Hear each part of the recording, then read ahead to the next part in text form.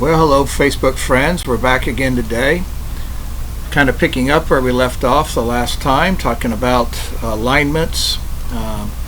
Who are we in alliance with? That's kind of where we were at, how to effectively change our regions and territories because of those alliances. And I think I ended in the last session talking about our degree of connectedness is going to be the degree of impartation from apostolic grace in this hour we receive. And I honestly can see it in even the people that attend the base, that there's varying degrees of apostolic grace that people are moving in or understanding, and that is the degree of the impartation they receive. And God has really arranged and brought us to a place of who are we aligning with, and there are certain graces for aligning. And I look at the scriptures and I see Paul had many apostolic teams that he traveled with, many that were considered in his company.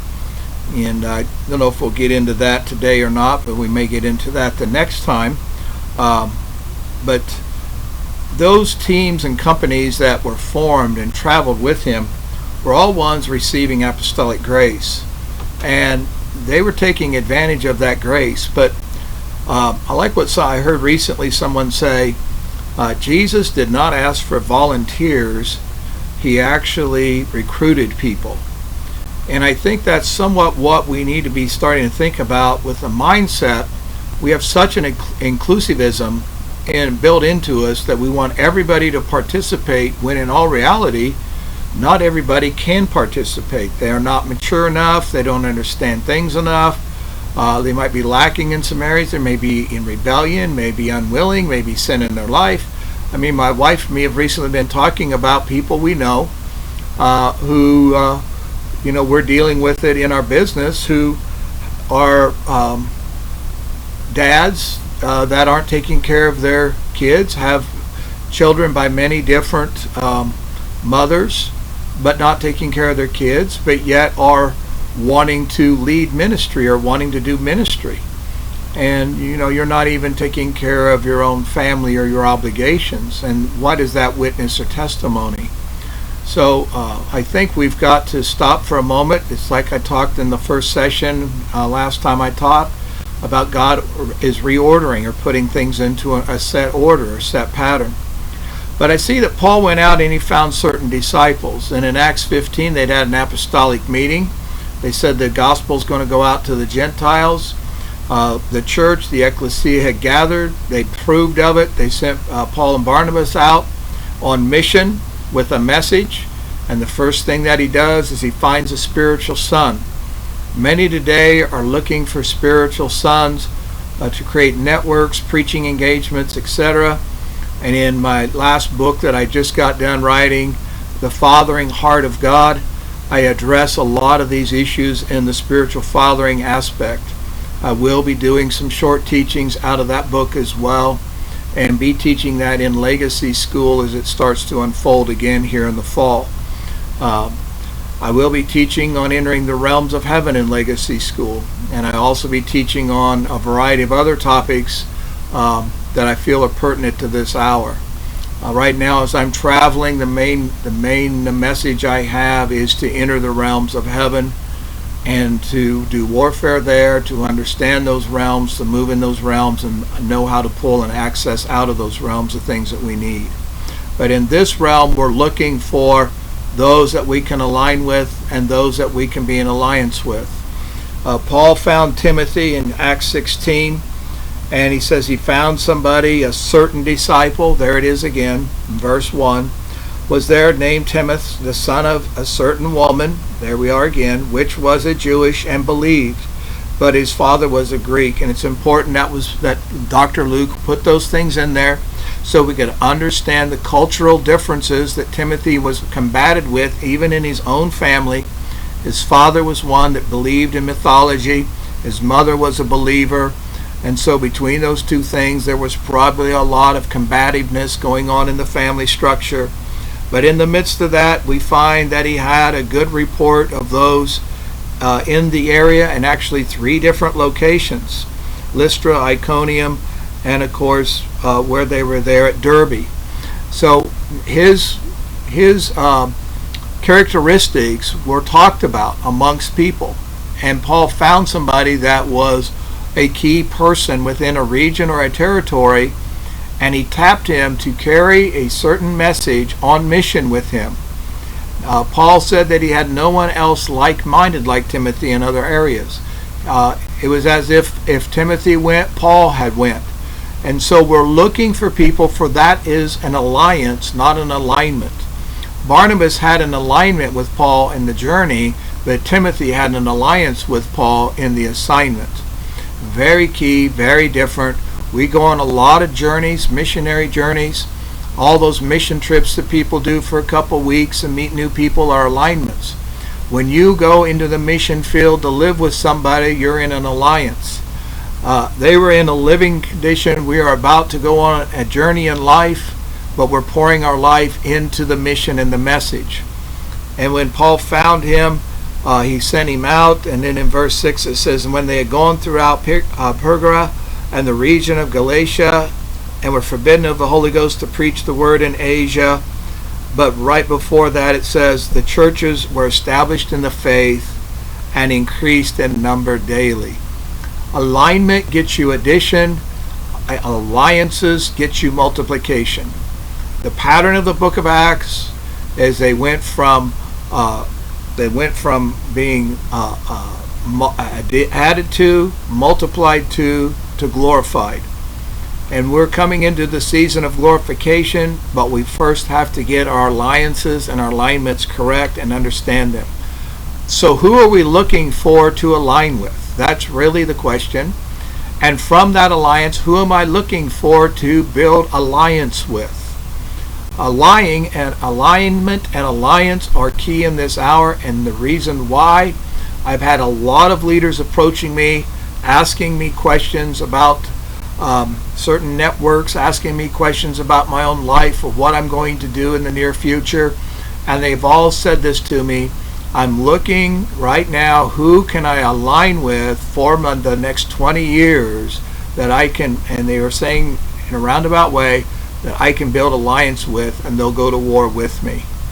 So who are we looking for? And I'm going to give you about 6-7 very simple points, kind of get you pointed down the right direction.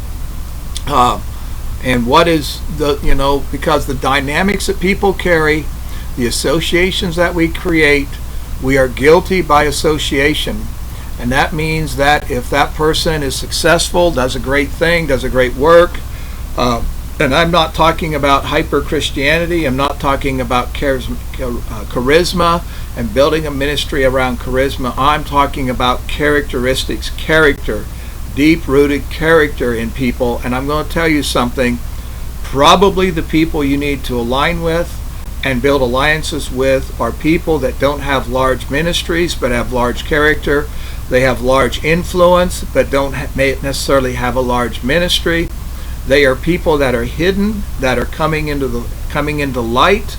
They probably may not be the people that you think you should be aligning with.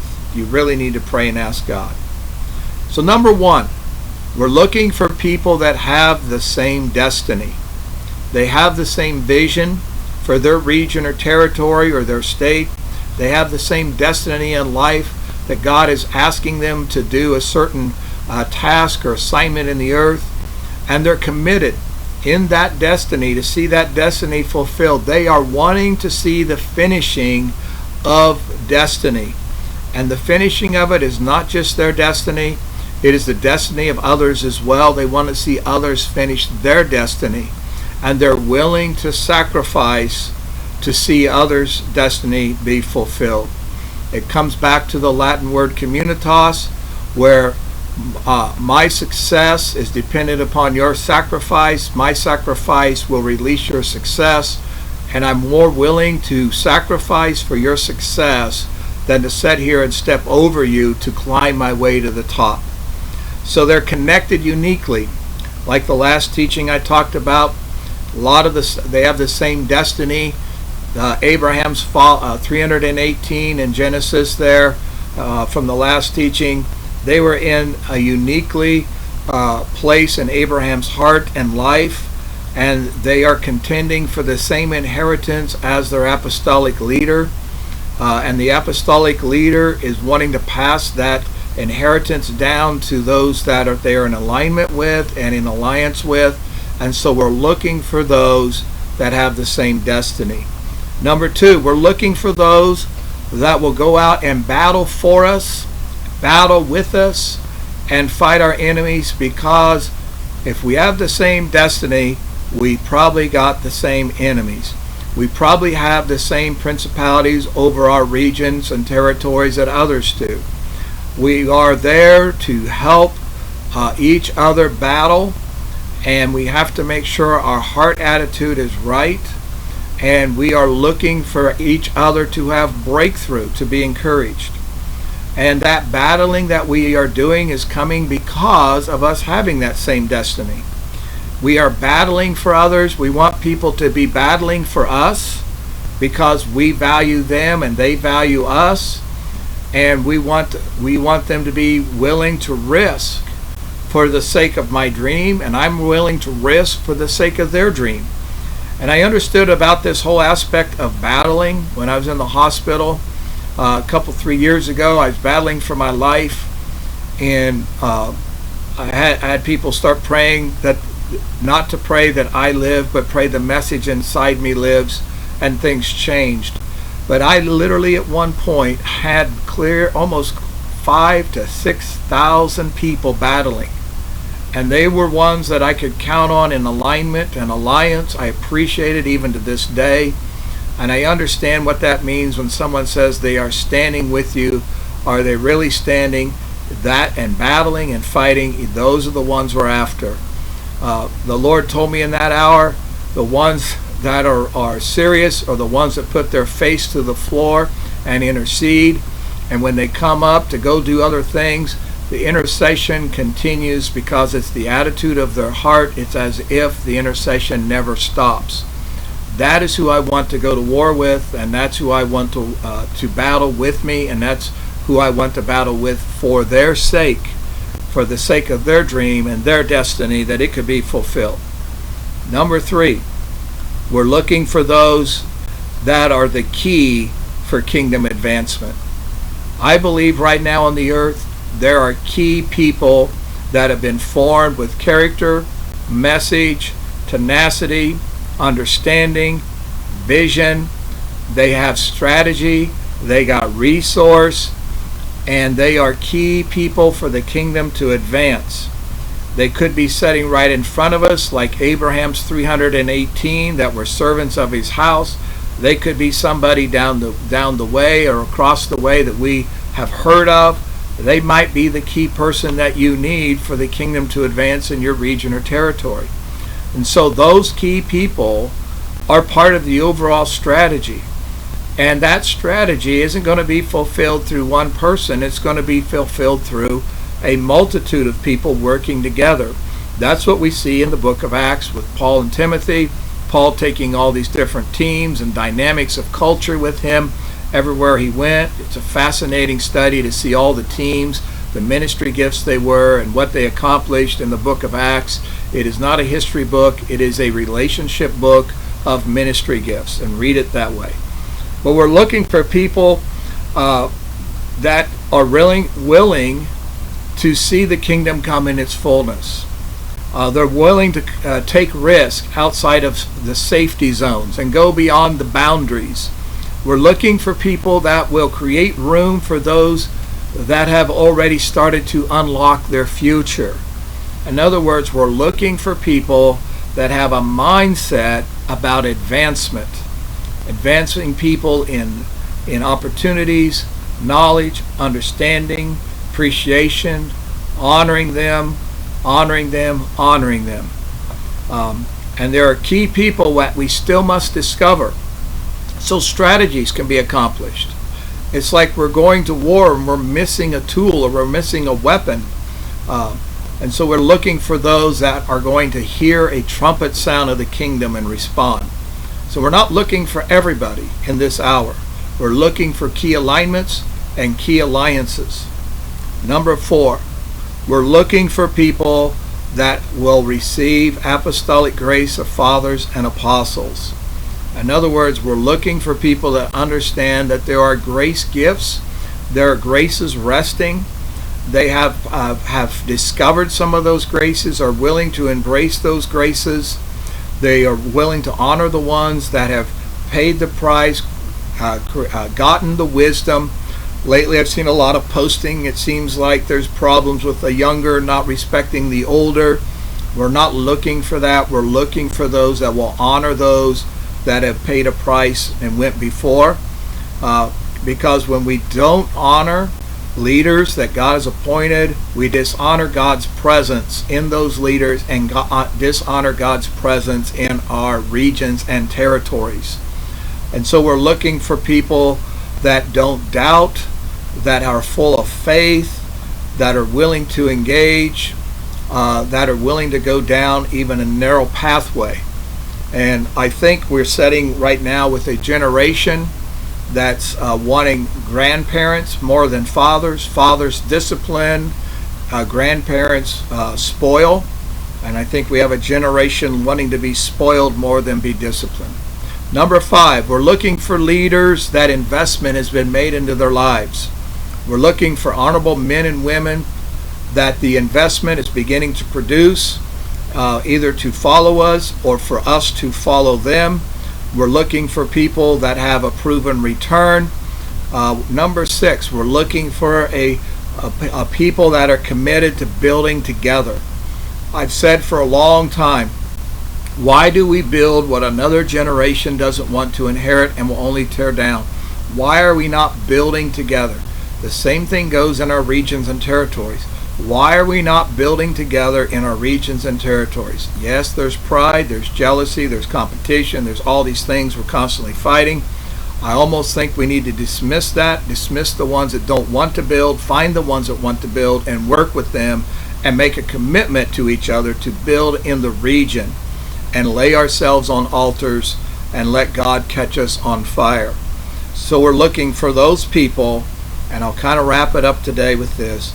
We're looking for those that will convey the sound of the kingdom if we expect others to join into the kingdom sound. We must convey the sound of the kingdom. They must know kingdom principles. They must carry a certain kingdom sound in their voice and how they handle themselves, how they approach life, if we expect others to join in the kingdom sound or the sounds of the kingdom. Well, that was kind of quick, I know, but we'll just kind of keep going through these teachings. I just want to cover a lot of different areas and get you thinking, try to encourage you. Next time I'm going to talk about apostolic relationships and defining the relationships, defining apostolic companies and teams, and what does that mean as we work in regions and territories. So God bless you. If this was a blessing to you, leave some comments. Share this out with other people and encourage people in your region or your territory maybe to follow me in what I'm doing here. It might be more palatable than you trying to present it yourself. Sometimes that helps. And just be looking for more and more of these videos coming from me in the near future. God bless you and have a great day.